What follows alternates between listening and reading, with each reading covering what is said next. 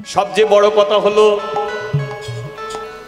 সব হরিবাসরকে আমি শ্রদ্ধা করি, সব হরিবাসরকে আমি ভক্তি করি, কোনো হরিবাসরকে আমি ছোট বলে মনে করি না। কিন্তু আমি নিজে মনে করি পশ্চিমবঙ্গের মধ্যে সবচেয়ে ছোট কীর্তনিয়া হলো একমাত্র বিশ্বজিৎ খাঁড়া, একমাত্র মূর্খ কীর্তনিয়া বিশ্বজিৎ খাঁড়া। কিন্তু সব হরিবাসরকে আমি শ্রদ্ধা করি, ভক্তি করি, সম্মান করি। আমার বাড়িতেও এই যে আপনারা 2 টাকা 5 টাকা 10 টাকা যেগুলো আমাকে দেন না, আমি কোনোদিন পেটে খাই না। হয়তো এগুলো বলার সুযোগ পাই না তাই আমি বলি না, কিন্তু এইগুলো কোনোদিন আমি পেটে খাই না। আপনার 5 টাকা, আপনার 10 টাকা, আপনার 2 টাকা, আমি এগুলোকে তুলে রাখি আমার বাড়িতে। কি করি জানেন? এই যে অঘ্রাণ মাস, এই অঘ্রাণ মাসে 27 তারিখ অধিবাস হয়, 28 তারিখ হরিনাম সংকীর্তন, 29 তারিখ ভক্ত সেবা হয়। এই যে ভগবানকে ভোগ দিতে গিয়ে যা টাকা পয়সা খরচ হয়, এটা আমি আমার কীর্তন করে যেটা উপায় করি কোনোদিন তা দিয়ে করি না। তাহলে এই টাকা পয়সাগুলো পাই কোথা থেকে? আপনাদের 2 টাকা 5 টাকা 10 টাকা যেগুলো আমি জমিয়ে রাখি, এইগুলো দিয়ে আমি ভগবানের সেবা দিই। কারণ এটা করিটা কেন? তার একটাই কারণ, ইউটিউবের মাধ্যমে আমাকে অনেকে ভালোবাসে, অনেকে দূরে সরিয়ে রাখে, অনেকে কাছে টেনে রাখে। কিন্তু আপনাদের এই ভালোবাসা, আমি হাওড়া জেলার ছেলে, 24 পরগনা আসছে কীর্তন করতে, আমি আপনার 10 টাকা নিয়ে যাব হাওড়া জেলায়। এবার বলুন তো, হয়তো কোনোদিন সাক্ষাতে দেখা হয়নি, হয়তো জীবনে এই প্রথম সাক্ষাৎ আপনাদের সঙ্গে আমার হলো, কিন্তু ইউটিউবের মাধ্যমে আপনারা কীর্তন আমার শোনেন। আজকে আপনার সেই ভালোবাসার দাম যদি 10 টাকার বিনিময়ে আমি যদি ভগবানের কাজে লাগিয়ে দিতে পারি, আমি এইটুকু বলতে পারি যে যাই হোক, দূরে থেকেও তার 10 টাকা তো আমি গোবিন্দর চরণে নিবেদন করে দিতে পারি। হরিবল। এটাই আমার সবচেয়ে বেশি আনন্দ লাগে। আমার বাড়িতে অনেকে কীর্তনিয়া আসে, যেমন শ্যামসুন্দর দাস মহাশয়, উনি কীর্তন করে যায়। প্রদীপ পাল আসে, উনি কীর্তন করে যায়। চৈতালি চট্টরাজ, এরা সবাই কীর্তন করতে আসে। তবে ওদের যথা অর্থ যতটুকু প্রয়োজন আমি ততটুকুই দিয়ে থাকি, নিজের টাকা দিয়ে, কীর্তন করে যেটা উপায় করি সেই টাকা দিয়ে।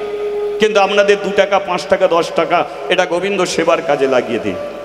কারণ আমি এই হরিবাসরে আমি একসময় অসুস্থ হয়ে গিয়েছিলাম, কিন্তু অসুস্থ হয়ে যাওয়ার পরে হরিবাসর আমি ছাড়িনি।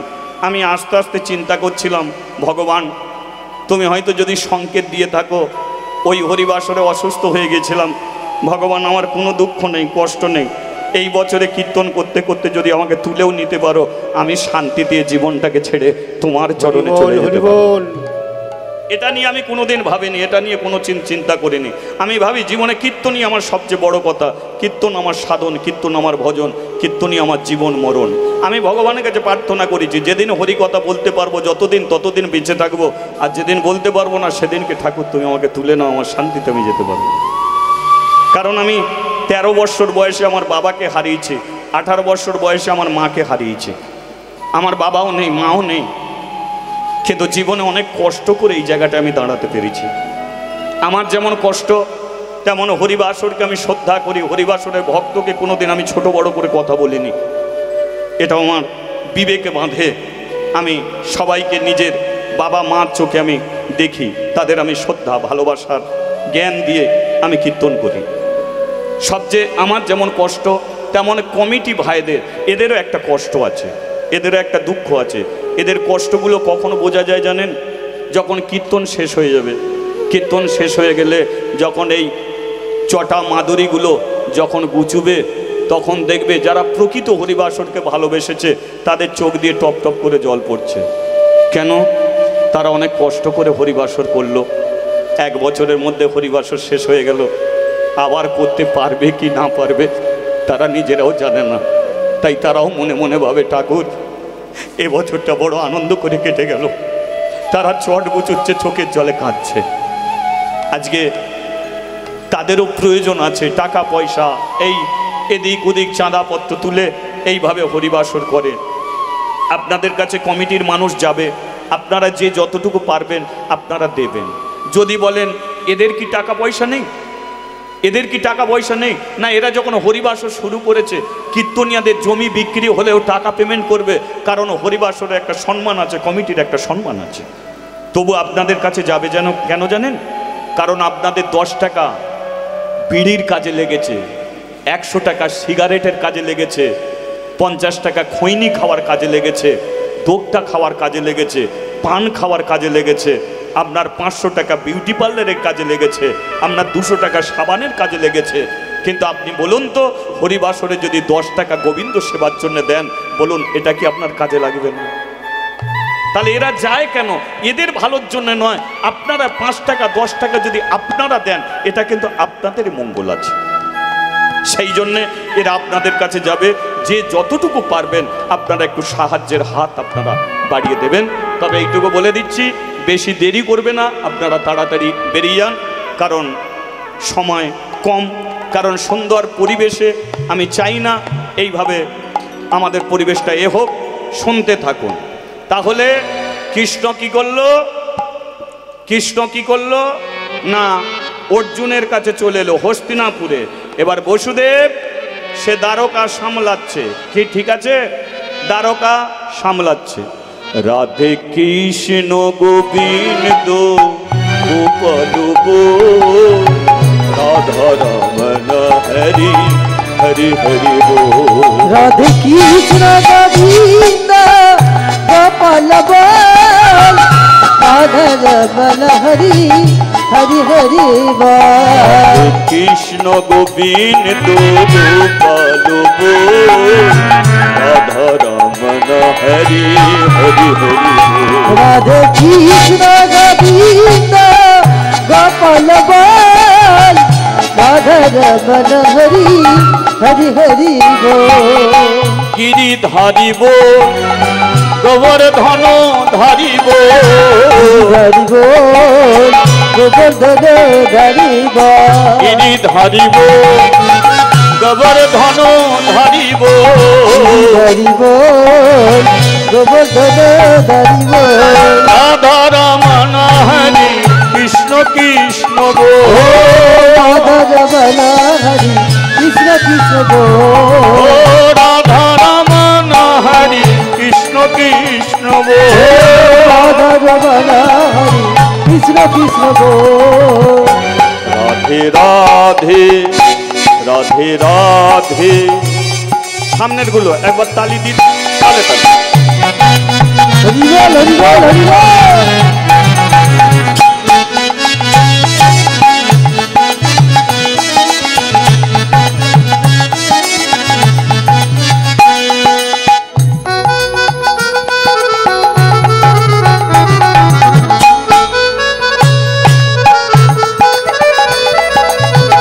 একবার উলুধ্বনি উলুধ্বনি। নন্দ দুলা ভোজের গোপাল, নন্দ দুলাল ভোজের গোপাল। নন্দ দুলা ভোজের গোপাল। ও নন্দ দুলাল ভোজের গোপাল। গিরিধারী লাল আমার যশোদা দুলা, গিরিধারী লাল আমার যশোদা দুলাল। গিরিধারী লাল আমার যশোদা দুলা, গিরিধারী লাল আমার যশোদা দুলাল। গিরিধারী লাল আমার যশোদা দুলা। ও গিরিধারী লাল আমার যশোদা দুলাল। प्रेम से बोलो রাধে রাধে भाव से बोलो রাধে রাধে मन से बोलो রাধে রাধে धन से बोलो রাধে রাধে दिल में बोलो রাধে राधे हाथ तुले बोलो राधे राधे कृष्ण गोविंद गोपाल गो राधा रमन हरि हरि हरि बोल। कृष्ण गोविंद गोपाल बोल राधा रमन हरि हरि हरि बोल। राधा रमन हरि कृष्ण कृष्ण ओ बोल। राधा रमन हरि कृष्ण कृष्ण बोल। रमन हरि कृष्ण कृष्ण। बोलिए राधा माधवे की। এদিকের হলোটা কি? কৃষ্ণ কত বছর ছিল? হস্তিনাপুরে 13 বৎসর ছিল। কৃষ্ণর বয়স কত ছিল? একাদশং দ্বাদশং তাদশং মথুরাপুরী 89 বৎসর দ্বারকাপুরী। কৃষ্ণ বৃন্দাবনে ছিল 11 বৎসর, 12 বৎসর ছিল মথুরায়, 13 বৎসর ছিল পাণ্ডবের সখারূপে, 89 বৎসর ছিল দ্বারকায়। 125 বৎসর তিনি প্রকট ছিলেন, তারপরে তিনি অপ্রকট হয়েছিলেন। কৃষ্ণর বয়স ছিল 125 বৎসর। তাহলে তার মধ্যে 13 বৎসর ছিলেন কোথায়? হস্তিনাপুরে। খুব চমৎকার, লক্ষ্য করে দেখুন। বসুদেব চিন্তা করলো, ছেলে তো আমাকে গাদা ঠকান ঠকিয়ে গেল, এ তো বেশ ঠকান ঠকিয়েছে। হ্যাঁ, ভেবেছি 2-4 দিন থাকবে, মাসখানেক থাকবে, এ যে ফেরার নাম নেই, খবর পাঠাচ্ছি আসার নাম নেই, ওখানে কি মারপিট হচ্ছে, কি গন্ডগোল হচ্ছে, কি ঝামেলায় পড়েছে দেখো তো। দাঁড়া কৃষ্ণ, তুই আমার ছেলে, আমি তোর ছেলে নয়। তুই যদি আমাকে ঠকাতে পারিস, আমি তোকে ঠকাবো। বসুদেব চিন্তা করলো, আমি একদিন কেটে পড়বো দ্বারকা ছেড়ে, এমন জায়গায় যাব যে জায়গায় কেউ কোনোদিন আমার খোঁজ পাবে না। এই কথাটা তোর কানে যখন যাবে, তখন আমাকে খোঁজ করার জন্য তুই দ্বারকায় আসবি, আর আমি যখন জানবো যে তুই দ্বারকায় এসেছিস, আমিও ঘরে ঢুকবো। হরি বল, হরি বল। তাহলে এছাড়া আর কোনো রাস্তা নেই। এই বলে বসুদেব কি করেছে, কাউকে কিছু না জানিয়ে একদিন রাত্রিকালে ঘর ছেড়ে বেরিয়েছে। যাবে কোথায়? পিসির বাড়ি গেলে খবর পাবে, মাসির বাড়ি গেলে খবর পাবে, দিদির বাড়ি গেলে জানতে পেরে যাবে, বোনের বাড়িতে গেলে হবে। তাহলে কোনো আত্মীয়র বাড়ি যাওয়া যাবে না, কোনো বন্ধুর বাড়িতে যাওয়া যাবে না, কোনো চেনাশোনা মানুষের কাছে যাওয়া যাবে না। জঙ্গলে যাব, জঙ্গলে গিয়ে গাছের নিচে চুপ করে বসে থাকবো। এই বলে জঙ্গলে ঢুকেছে। জঙ্গলে ঢুকে চিন্তা করছে, যে পর্যন্ত এসেছি এই পর্যন্ত কি আমাকে খুঁজে পেয়ে যাবে? আর একটু ভেতরে ঢুকে যাই। আর একটু ভেতরে ঢুকছে, ঢুকে বলে, এই পর্যন্ত কি আমাকে চিনে ফেলবে? আর একটু ভেতরে যাই, আর একটু ভেতরে যাই। এই করতে করতে এমন জায়গায় পৌঁছে গেছে, কোনো দিকে আর রাস্তা খুঁজে পাইনি। হরি বল, হরি বল। জঙ্গলে এমন জায়গায় পৌঁছেছে, কোনো জায়গায় আর রাস্তা নেই। এবারে যে ব্যাকে ফিরবে, কোনটে দিয়ে এসেছে সে রাস্তাও হারিয়ে গেছে। বলে, এ ঝামেলার উপরে আর এক ঝামেলায় পড়ে গেলাম। যাই হোক, আমার ছেলে তো কৃষ্ণ ভগবান, ও আমি পৃথিবীর উল্টো পিঠে থাকলেও চোখ বন্ধ করে বুঝে নেবে আমি কোথাও আছি, ও ঠিক আমাকে খুঁজে বার করে নেবে। হ্যাঁ, জঙ্গলে বসে আছে চুপটি করে। হঠাৎ মনে পড়লো, পাশ দিয়ে হরিণগুলো ছোটাছুটি করছে। বসুদেব চিন্তা করলো, আমি একটা হরিণ মারব। বসুদেব একটা বান জানতো, সেই বানটার নাম হলো শব্দভেদী বান। শব্দভেদী, পাখি ওপরে উড়বে, পাখির দিকে তাকাবে না, পাখি যে ডাকছে সেই যে শব্দ কানে আসবে, তীর ছাড়বে, সেই তীরে পাখির মৃত্যু হবে। এটাকে বলা হয় শব্দভেদী বান। তা বসুদেব গাছের নিচে বসে আছে, তীর ধনুক নিয়ে বসে আছে, শব্দভেদী বান। দেখি কোথা থেকে কি আসছে, দেখি কোথা থেকে কি হচ্ছে। হঠাৎ শুনতে পেল, কিছু দূরে একটা নদী বুঝি আছে, তার একটা জল কুলকুল রবে বইছে। ধ্যান দিয়েছে শব্দে। হ্যাঁ, ওটা কোনো নদীর জল কুলকুলে রবে বইছে। হঠাৎ শুনতে পেলে কোনো একটা হরিণ এসেছে জল খেতে, তার শব্দটাও পাচ্ছে, ওই তো হরিণ জল খাচ্ছে, ওই হরিণটাকে মারবো। শব্দভেদী বানটাকে ছেড়ে দিয়েছে।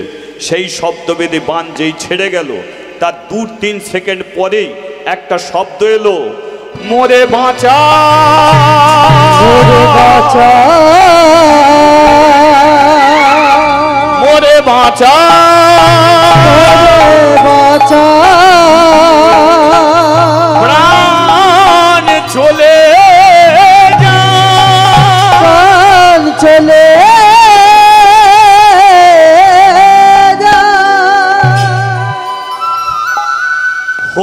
মনে করে তীর মারলো, কিন্তু 2-3 সেকেন্ড পরে একটা বাচ্চা ছেলের আর্তনাদ চিৎকার, যেই চিৎকারটা পেয়েছে বসুদেবের সঙ্গে সঙ্গে গাছের নিচে থেকে উঠে পড়েছে। তাহলে কি বুড়ো বয়সে কি শব্দটা কম শুনলাম? তাহলে কি আমি ভুল কিছু করে ফেললাম? তাহলে কি হরিণ মারতে গিয়ে কোনো ছেলেকে মারলাম? তাড়াতাড়ি করে ছুটে এলো নদীর তীরে, আর এসে দেখলো একটা বাচ্চা ছেলে, তার বক্ষ মাঝে তীর গাঁথা আছে, আর সেই তীরটাকে ছেলেটা টেনে বার করার জন্যে অসহ্য ছটফট করছে আর বারে বারে চিৎকার করছে, কেমন মূর্খ, কেমন অশিক্ষিত, আমি তো কারো ক্ষতি করিনি, আমি তো কারো ক্ষতি করার চিন্তা পর্যন্ত করিনি, তবে বিনা কারণে আমাকে কে মৃত্যুদণ্ড দিল, আমি সেই মানুষটাকে দেখে মরতে চাই। গড়াগড়ি খাচ্ছে। বসুদেবে ছুটে গিয়ে ছেলেটার বুক থেকে তীরটাকে টেনে বার করেছে, আর যেই তীরটাকে বার করেছে ভেতরে রক্ত বসুদেবের চোখ মুখ ভর্তি হয়ে গেছে। ছেলেটা কাদাতে গড়াগড়ি খাচ্ছে। বসুদেব তাড়াতাড়ি করে নদীর জল তুলে নিয়ে ছেলেটার চোখে মুখে দিচ্ছে, আমাকে দেখ, আমাকে দেখ। ওই কি এমন মূর্খ, কি এমন অশিক্ষিত বলছিলিস না? আমি মূর্খ, আমি অশিক্ষিত। আমার বোঝা উচিত ছিল যে আমার যে একটা বয়সের বার্ধক্য এসেছে। ইয়ং বেলায় যে শব্দ আমি শুনতে পেতাম কানে, এখন সেই বার্ধক্যতে সেটা আমার নেই, এটা আমি হারিয়ে ফেলেছিলাম। তাই ভেবেছিলাম হরিণ, কিন্তু হরিণ ছিল না, তুই ছিলিস। আমি জানি আমার এই তীরটা তোর বুকে ভেদ করেছে, আমি জানি কিছুক্ষণ পরে তুই মরে যাবি, কিন্তু তুই মরে গেলে আমার যে কত বড় সর্বনাশ হয়ে যাবে আমি জানি। কারণ বিনা কারণে যদি কোনো বাচ্চা ছেলেকে যদি আমি মৃত্যুদণ্ড দিই, আমার মৃত্যুর পরে নরক যেতে হবে, গয়ায় পিণ্ডদান করলেও নরক থেকে আমি উদ্ধার পাবো না। তাই তুই বাঁচ, বেঁচে যা, বেঁচে যা। ছেলেটা বলল, কে তুমি, কে তুমি, কে তুমি, কেন আমাকে এত বড় শাস্তি দিলে? আমি দ্বারকার রাজা বসুদেব। তুমি তো রাজা, তোমার কর্তব্য হলো রাজাদের প্রজাদের রক্ষা করা, জীবন দান করা। তুমি তা না করে জীবন একটা কেড়ে নিলে। আমি তো তোমার কোনো ক্ষতি করতে চাইনি, আমি তো তোমার কোনো সর্বনাশ করতে চাইনি। নিজের স্বাদ, নিজের শখ পূর্ণ করার জন্যে এমন ছোট্ট মানুষটাকে মেরে ফেলার প্রয়োজন ছিল? নিজের শখকে পূর্ণ করার জন্যে তুমি আমাকে মৃত্যু দিলে। আমার অসহ্য যন্ত্রণা, আমার অসহ্য কষ্ট। আমি কিছুক্ষণ পরে মরে যাবো গো। হরি বল, হরি বল। বসুদেব বলল, বল বাবা, তোর জন্য আমি কি করতে পারি? আমি মৃত্যু পথে যাত্রী, আমার জন্য আপনি কিছু করতে পারবেন না, কিন্তু পারবেন একজনের জন্য কিছু করতে। আমি প্রতিদিন জল আনতে চাই, আমার বাবা নেই, আমার মা নেই, কিন্তু ওই পাতার কুটিরে আমার দিদি বসে আছে। দিদিটা আমার জন্ম থেকে অন্ধ। আমার বাবা মারা গেল, মা মারা গেল, দিদি আমাকে কোলে পিঠে করে আস্তে আস্তে বড় করেছে, কিন্তু ভাগ্যচক্রে দিদি আমার জন্ম থেকে অন্ধ। দিদির চোখ দুটো নেই। আমি দিদির জন্য প্রত্যেকদিন জল নিয়ে যাই, দিদিকে স্নান করিয়ে দিই, আমি রান্না করে দিই, আমি দিদিকে খেতে দিই। দিদি করার কিছু নেই, পাথরের মতো বসে থাকি। দিদি এক সময় আমাকে বাঁচিয়েছে, আমি দিদিকে বাঁচিয়ে রাখতে চাই। আজকে আমি জল নিয়ে আর ফিরে যেতে পারবো না। আমি না ফিরে গেলে আমার দিদিটা মরে যাবে গো, আমার দিদি মরে যাবে, দিদি রে।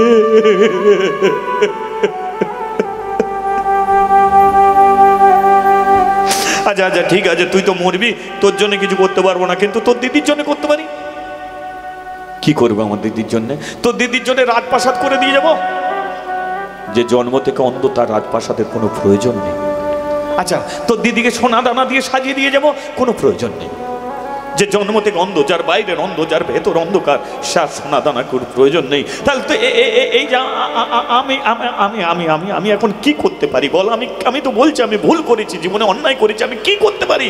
একটা জিনিস, একটা কাজ করতে পারি। আমি যেটা করেছি সেটা তুমি করতে পারো। কি করেছিস তুই? আমার দিদিকে আমি স্নান করিয়ে দিই, তুমি স্নান করিয়ে দেবে। আমার দিদির জন্য তুমি জল নিয়ে যাবে।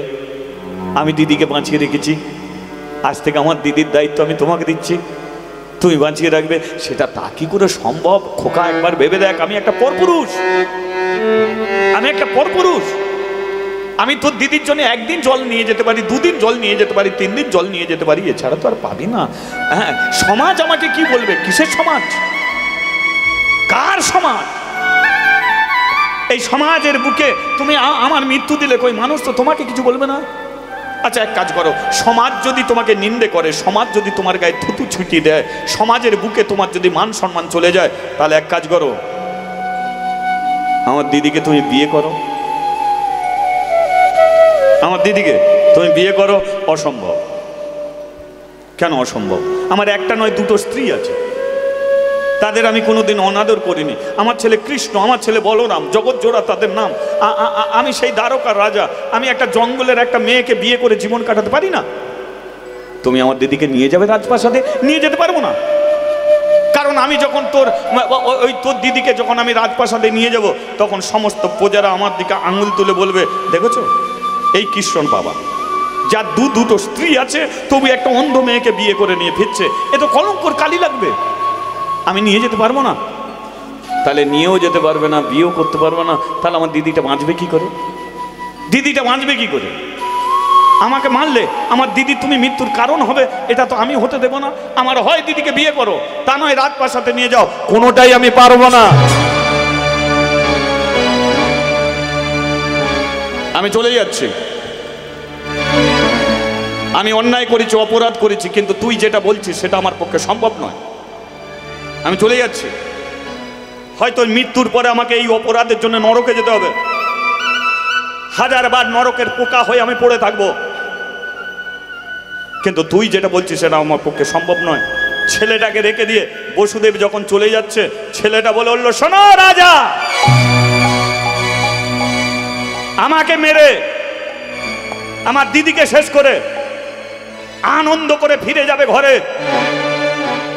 এই দিনের কথা কেউ কোনো দিনের জন্য জানতে পারবে না, এই দিনের কথা কোনো দিন কারো কাছে বলবে না।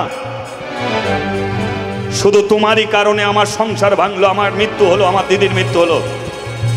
তুমি রাজা, তোমাকে করার মতো আমার কিছু নেই, কিন্তু আমি মৃত্যুপথের যাত্রী হয়ে আমি তোমাকে অভিশাপ করছি, দ্বারকায় পা রাখার সঙ্গে সঙ্গে সবচেয়ে যাকে ভালোবাসো তার মরা মুখ তোমাকে নিজের চোখে দেখতে হবে, মরা মুখ তোমাকে নিজের চোখে দেখতে হবে। যেই অভিশাপটা দিয়েছে বসুদেব থমকে দাঁড়িয়ে গেছে, কারণ অভিশাপের মধ্যে লুকিয়ে আছে চরম দুঃখ কষ্ট। কারণ বসুদেব সবচেয়ে বেশি তার কৃষ্ণকে ভালোবাসে। কারণ কংসের কারাগৃহে যখন বিয়ে হয়েছিল বসুদেব দেবকীর, কংস যখন জানতে পেরেছিল যে দেবকীর গর্ভে যে সন্তান জন্ম নেবে সেই সন্তান তার মৃত্যুর কারণ হবে, তাই কংস তরবারি নিয়ে যখন দেবকীর গলা কাটতে গিয়েছিল, বসুদেব তখন বাধা দিয়ে বলেছিল, দাদা কিছুক্ষণ আগে অগ্নি সাক্ষী করে আমি বিয়ে করেছি ওকে, ও আমার স্ত্রী, আমি থাকাকালীন ও তুমি মৃত্যু দিতে পারো না। স্ত্রীকে রক্ষা করা হলো স্বামীর ধর্ম। কংস বলেছিল, বসুদেব তুমি জানো না ওর গর্ভে যা সন্তান জন্ম নেবে তাই মৃত্যুর কারণ হবে? বসুদেব তাতে বলেছিল, তাহলে দেবকীর কারণে মৃত্যু নয়, দেবকীর পেটের ছেলের কারণে মৃত্যু হবে। আমি কথা দিচ্ছি, দেবকীর গর্ভে যা সন্তান জন্ম নেবে সব ছেলে তোমাকে তুলে দেবো, ছেলেদের মারবে, সব ছেলেদের মারবে, তবু তুমি স্ত্রীকে মারবে না। কংস বলল কারাগারে, তাহলে বন্দী হও। বন্দী হলো কারাগৃহে। একটা করে ছেলে হতো, বসুদেব তুলে দিত কংসর হাতে, কংস মেরে দিত। দেবকী বলেছিল, তুমি আমাকে কেন তুলে দিচ্ছ না? কেন আমার গর্ভে সন্তান দিচ্ছ? আমার গর্ভে সন্তান দিয়ে আমার ছেলেগুলোকে চোখের সামনে মেরে দিচ্ছে, একটা দুধ পর্যন্ত খেতে দিচ্ছ না? পারো তো আমাকে মেরে দাও না, আমাকে কংসের হাতে তুলে দাও না, সহ্য হয়। 10 মাস 10 দিন গর্ভে ছেলে ধরবো, সেই ছেলের মুখ পর্যন্ত দেখবো না, টেনে নিয়ে কংসকে তুলে দেবে আর চোখের সামনে মেরে দেবে।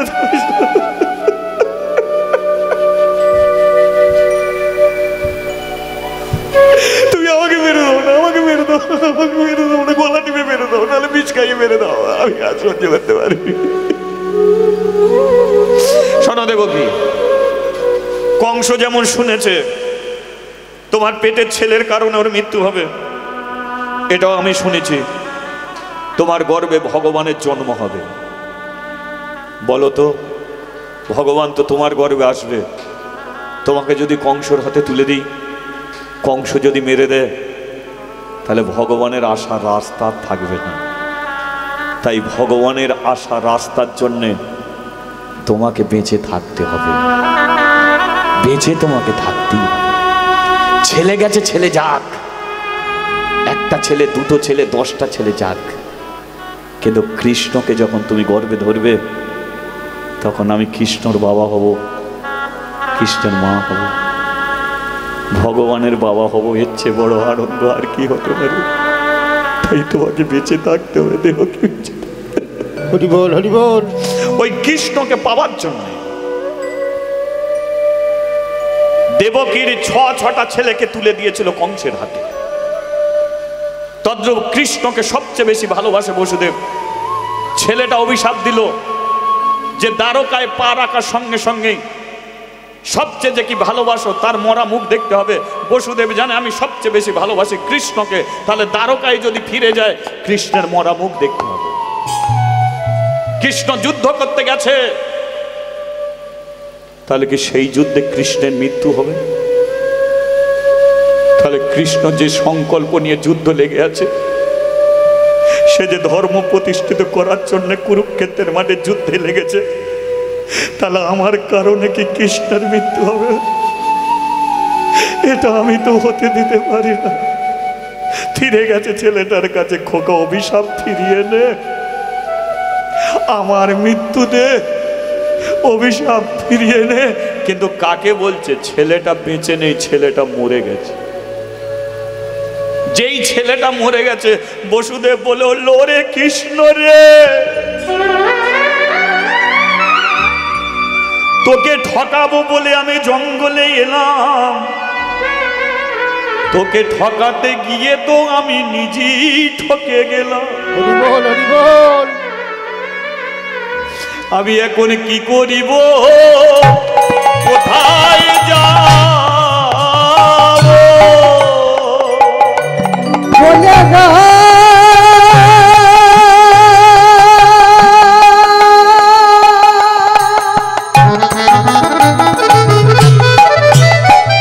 আমার বলে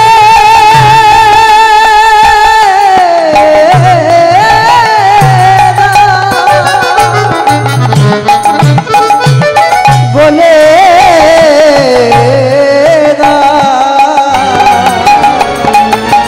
আমি কোথায় গিয়ে এ প্রাণ জুড়াবো?